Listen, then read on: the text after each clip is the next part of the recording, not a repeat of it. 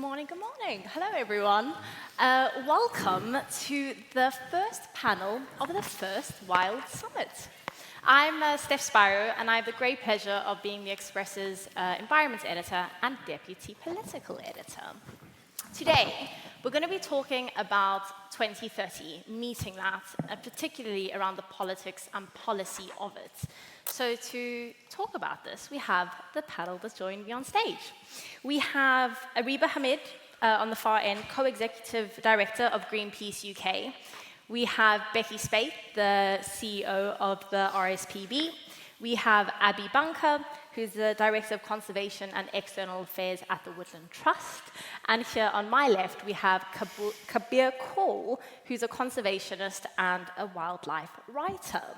But before I turn to the panel, I'm going to turn to you all. So if we could raise the lights in the house, I want to ask you, thank you, to score Labour's first year when it comes to nature.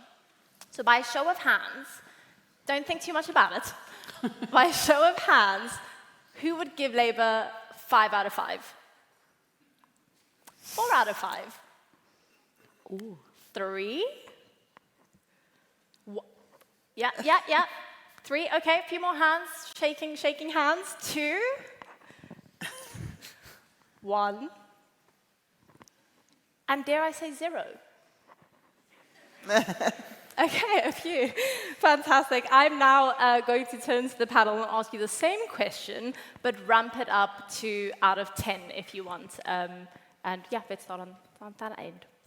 Wow, that response is making me feel a little bit pressured. I'm going to go with 5. It was 4 till yesterday, but as the minister just mentioned, the High Seas Treaty has been introduced to be ratification of the laws. But the rest of the 5 will be dependent on delivery. There are lots of good promises, and this government is talking about delivery, but we are yet to see delivery of a lot of these promises on nature, and that's why I'm giving it a 5. Beccy? Yeah, this is like a school report, isn't it? You know, I'm kind of with you on the 5.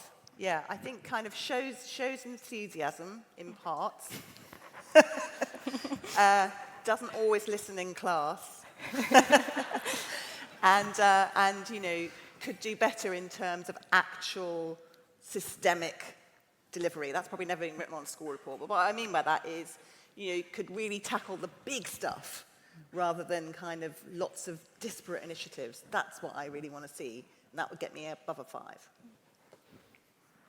I'm going to be really boring. I was going for 5 as well. It's a bit dull, isn't it? Yeah, I think in similar ways to my colleagues, they've made some great statements. I know Steve Reed, in his time as first Secretary of State of the government, has made some great speeches, great commitments. It's now about turning those into reality. And for me, the thing that really troubles me is not so much what I hear from Steve Reed, it's what I hear from Rachel Reeves in the Treasury and what I hear from Number 10, and the language of war almost against nature that really troubles me.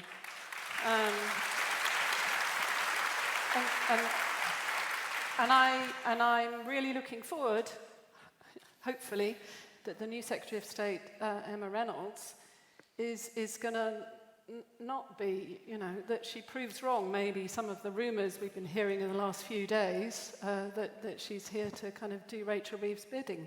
I hope she proves that rumour wrong, and that she's here to really give the kind of integrated vision and drive to make the big, important things happen, as Beccy says. Thank you.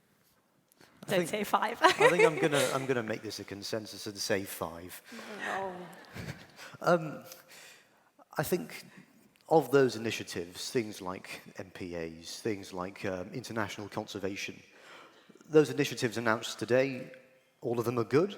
Some of them are ambitious, but I'm not entirely sure about their longevity. And I think this speaks to a wider issue within national government policy. In local government policy, it's a little bit patchy. Some regional governments, we were hearing at the breakfast from Mayor Helen Godwin earlier today, that sounds very positive, the delivery of the local nature recovery plan, the first in England, which is fantastic. But I think with the perspective I'm coming here with, young people have very few opportunities at the moment to engage in environmental education, even at a foundational level. If we're going to secure the longevity of these ambitious initiatives, we're going to have to at least work together to ensure that young people not only have a foundational understanding, but we have enough specialists over time. I'm not saying all of that can be achieved rapidly, necessarily, in a mature, that these initiatives don't have to be fully mature by 2030, but they have to at least be fully fledged enough, they need to be developed enough to make some sort of progress so we can achieve our targets by 2030. So longevity is key here. We need to make this world a world worth inheriting, because at the moment it doesn't necessarily feel like that at all. So I will give it a 5, but I'm optimistic the government can help bring it up to a 10. Okay, so 50% for the Westminster government, so some work to do. I think we know that ecologists, conservationists, the public is on board.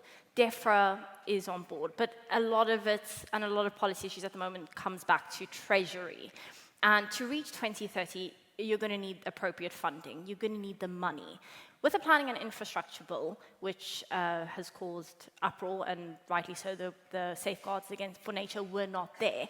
How do you ensure that, well, it took months for amendments to come through on that bill. Conservationists speak out, the media speaks out, but it doesn't seem like Treasury's listening. How do you ensure it's not just speeches, but action? And what action then, what specific practical things do you want to see? Here, let's go. Becky? I'm happy to come in on that. I think, so first of all, there have been some changes proposed to the Planning and Infrastructure Bill, and we need to get those through, right? So they're not given yet. And then we need to push them further. So there's still a mess around, the Nature Recovery Fund and what it could apply to, and it's not going to work for some species, et cetera, et cetera. There's still some hard work to do, some hard lifting to do to get that right. We know from our own experience in the sector that we can achieve higher housing numbers and restore nature. We've got great examples around the country where we had really good housing development that has actually brought more nature with it. So we know how to do this.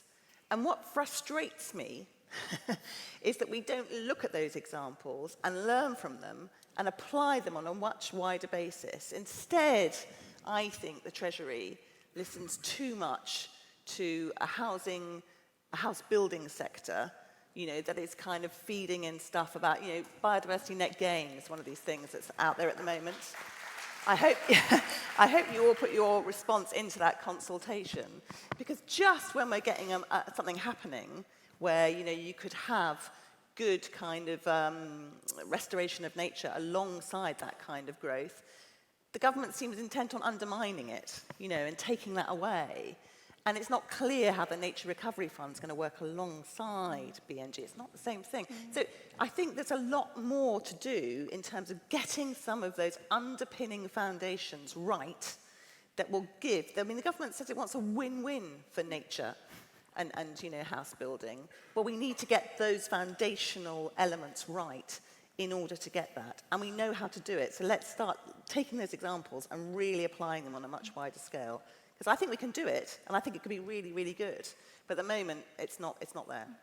Yeah, can I add to that? I think, some of those foundational elements are things like irreplaceable habitats, which we've had some warm words about, ancient woodlands being one of them, but there are others which really you can't recreate.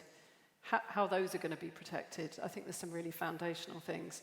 I was just going to pick up on your comment about DEFRA. We know DEFRA on site. Well, yes, although I will go back to my point about integration. I think we've still got a big problem in DEFRA, and there are some I'm a big fan of the civil service, but I worry about the silos within DEFRA itself. And I find myself kind of being, my colleagues, trying to be the intermediaries between 3 different teams in DEFRA and not speaking to each other. And if you've got a trees team, a biodiversity team, and a, nature finance team, and they're not really, or they don't seem to be, then it's a big problem. I think what we've also seen in the last year, we've had warm words about collaboration and co-creation, but on some areas, such as the farming, we've been shut out for a long time, and there's enormous expertise in the sector, in businesses, in community groups, in the NGOs, and we really need to see the kind of dynamic, collaborative working together to try and realise some of the opportunities that are there, because we do know how to do this stuff, as Beccy says. The side is really interesting because it's within the departments, but then across governments as well. And it's just, I often hear that lack of collaboration and talking to each other, which is really interesting. And Areeba, to bring you in on maybe the marine side, Steve Reed talks a lot about water, but moving more towards the oceans, the government seems to have rejected an outright ban on bottom trawling. So how do you see when they kind of say, we do want to protect and restore the ocean and seas, but then maybe fail to bring in the policies that need that? What's your view? Yeah, so I think the science is really clear. If you protect oceans, they actually rebound, and they rebound really quickly. Within 2 years, fish populations resurrect. Within 5 years, they start spilling it outside the boundaries that help the local fishing communities. The blue economy is going to be worth £3.2 trillion by 2030. So this is a missed opportunity. I think this speaks to the point you were making about Treasury earlier, because we seem to think about nature and climate restoration as stuff that is going to cost us money, but we need to reverse that thinking and think about the cost of inaction. Yes. That's already costing communities, that is already wiping out ecosystems. And I think that's the fundamental mistake that Rachel Reeves is making when she looks at protection or this war on nature. It's almost like either or. We can either have growth or we can have nature. That's simply not true. And it's a lack of leadership as well. I think if you have bottom trawling or industrialized fishing in marine protected areas, they've rightly been derided as paper parks in this country. There is a reason why they're not working, is because we're allowing dredgers in them. We're allowing fish stocks to collapse. So they will not work. Protection only works if it's going to happen entirely.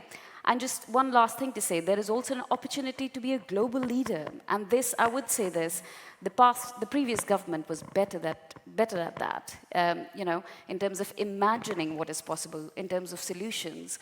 There is a 30 by 30 proposal for the Atlantic Ocean that this government could run with, could work with some of our closest allies, whether it's the Caribbean or whether it's West Africa or North and South America, and have a range of sanctuaries along the Atlantic, including the Sargasso Sea, and really cement its legacy as a leader when it comes to oceans.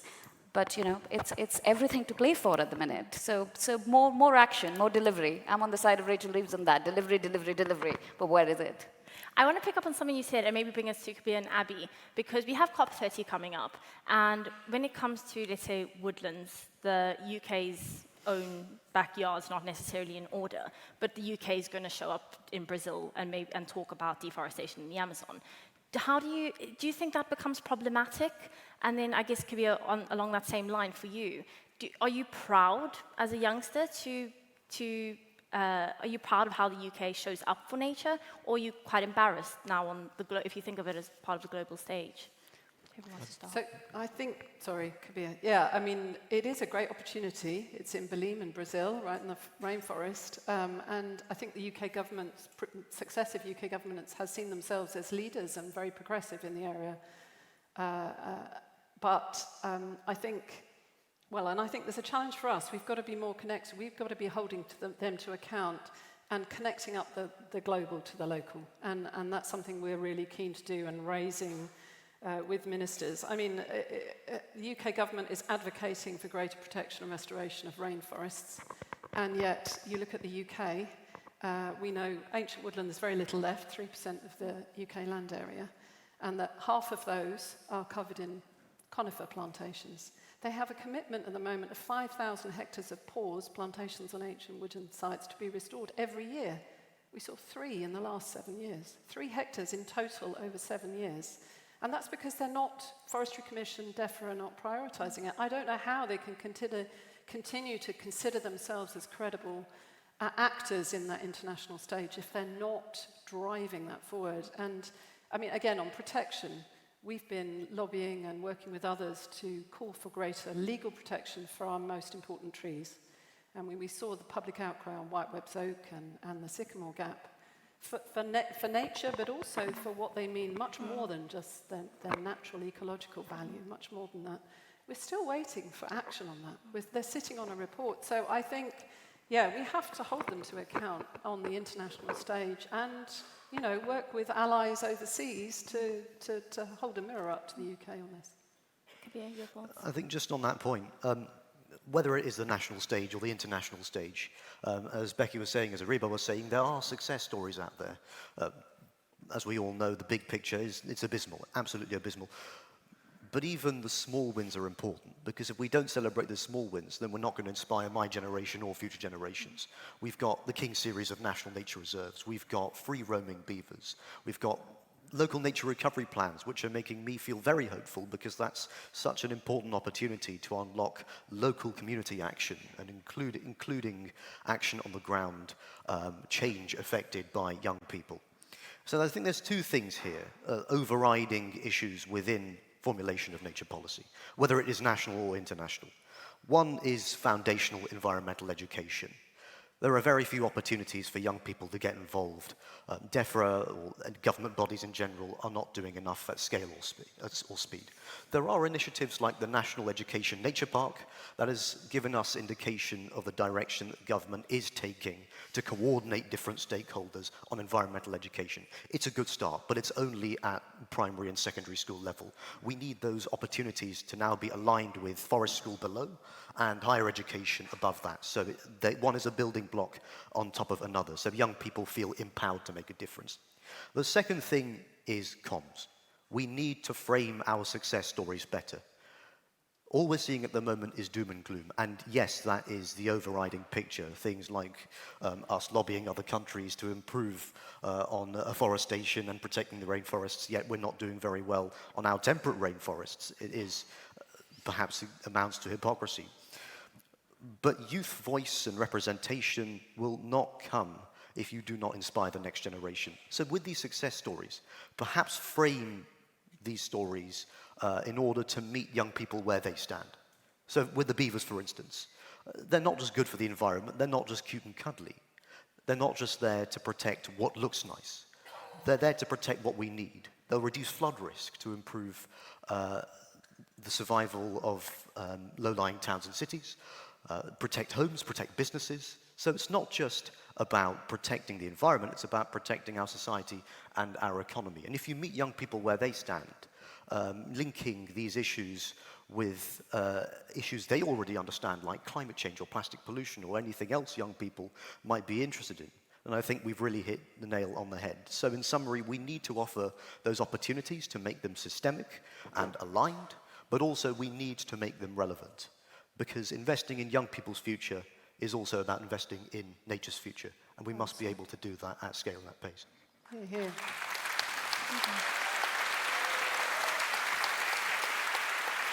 And that brings me on to a question that we've had come in. So, Beccy, maybe you can start with this one. It says, what advice would you give the government for selling nature recovery and protection to Britons, to the public, as a priority? Okay, so I think we played a leading role in getting the global biodiversity framework together, right? You know, we played a leading role in pushing for that. And now you look at the scores, you know, in the report that was issued yesterday, and you look at kind of what needs to be done. And it needs to be tackling some of the really fundamental things, like farming, like getting an economy that kind of works for nature, really tackling some of those things. And I think, I heard Tony Juniper actually speak on a platform, I don't know, about 6 months ago. And he said, and I completely concur with this, in 10 years' time, all we will be talking about is climate adaptation and resilience, because it's coming right at us. You know, it is here, and it is happening. And I think the role of nature in terms of providing us with that adaptation and that resilience, whether that's our seas or our land, is fundamental. And we are so underplaying it, and we are so underinvesting in it. And I think, the population as a whole will want to know, what are we doing to be resilient to this changing climate we've got around us? And if we're not investing in nature, then we are absolutely missing the biggest trick in the book. So I think that's what the government's got to get its head around and start really thinking about and doing. Yeah. And I'm very conscious of time. We have 2 minutes left. But, Areeba, I'm going to start with you. I want to ask about reform because they're talking about 2030, but nature doesn't work that way, right? So you need to protect and restore nature well beyond that. Now, I appreciate they only have 4 MPs currently, but if polls are to be believed, Nigel Farage might be the next Prime Minister. I interviewed Richard Tice a few days ago at Reform's conference, and he kind of made the comment that it's okay to lose the odd bird species if it means protecting Britain's pockets. So I just thought if you could maybe come back to me on that kind of language and keeping that nature conversation in mind, but then also with the possibility of a reform government on the horizon. And maybe if you all just very, very quickly want to come in on that. So, look, 80% of British public supports nature and marine conservation. Those are the facts. So whoever is the government, I think people are going to respond to the policies in nature because they interact with this. We've heard this multiple times said this morning because it's true that it's a country of nature lovers. So I think anybody who's going to drive roughshod over nature has to be held to account, and that's civil society, that's our role. On reform in particular, it's quite interesting because just a couple of days ago we produced an investigation that showed that reform will lose seats if it goes ahead with its plan on fracking, because those people actually don't agree with fracking. Why? Because it, lowers their house prices, but it's also ecologically not compatible with what they imagine where they want to live. So people's sense of place is really important, and if reform is trying to go into these heartlands and win votes, it is going to have to promise to restore nature. Very quickly, anyone else want to come in on that? Yeah, I think, nature in the UK, I think, is so foundational to our sense of community identity and indeed to our sense of national identity. And that's just a reality, as Areeba says. I think there's a sense of place is so important for people, the sense of, and we know that the natural environment, trees, but, natural habitats as part of the places where we live, we work, we have our holidays, they're so key to a sense of community cohesion, social fabric, and also, they connect us to our past. So the concepts of national heritage, for example, our oldest trees, we've seen it again and again over recent years, how some of our oldest trees connect us to our past, 500, 1,000 years ago. Those are all truths, I think, about how society is in the UK, and I think as constituents, voters, members of our community, we all need to articulate that very clearly through a variety of ways, through our community groups, through our conversations with our elected officials, and make that clear. And I think NGOs like us, we need to enable those voices to come through and to really show that this is not just about nature, this is about people as much as it's about nature, their health, their well-being, their community, on our future. So on the point about reform, some people vote for reform on an ideological, from an ideological point of view. Some people vote for reform, many people vote for reform because they feel left behind by the other parties. So I would say this to reform, but also to the current Labour government. If you're going to take young people, or indeed anyone with you, don't leave them behind, take them with you through nature. At the moment I see, in the general direction, and the way things are going, perhaps I'm incorrect, perhaps DEFRA and other bodies are not publicising it very well. That's what it seems, but young people are largely left out of the decision-making process. I don't mean getting young people together to ask a bunch of questions to stakeholders or to politicians or answer a questionnaire. I mean that young people are co-creators and should be co-creators of nature policy. I've had personal experiences that have been very positive with regional government, like with the Mayor of London, like with other councils around London, where young people have been treated respectfully and genuinely, and from the very beginning of projects. So to whatever political party might be in power in 2029, even the Labour government now, young people need to be taken with you. I think that at the moment we're in a climate and nature crisis. We are in a climate and nature crisis, but at the moment even glaciers are moving faster than the rate of youth engagement in nature policy is abysmal. But the thing is, we can turn things around. There are excellent local and regional initiatives out there. And this also links to the government's devolution agenda, because they're very keen to see devolution. I'm a big fan of devolution, and I can see that perhaps reflected in the structure, the organizational structures of big NGOs as well, ENGOs. So if we're going to take young people with us, we need to make sure that not only messages resonate on the ground, but that we're able to devolve knowledge, understanding and skills from local councils, from regional government, down to young people, and only then will nature recovery be a success. So take people with you. I love that. I think fantastic message. Just on reform, I thought that interview, which you did, and it was great that you did that, Steph, just betrayed a kind of somebody who hadn't really thought it through, if I'm honest with you. And a couple of thoughts kind of sprang into my mind. One was that he seemed to confuse nature depleted with nature dependent, and obviously they're very different things. And this kind of throwaway comment about losing bird species betrayed a lack of understanding about ecosystems, and birds as indicators of ecosystems that are working, and ecosystems that are working underpinning our economy and everything that we need to achieve.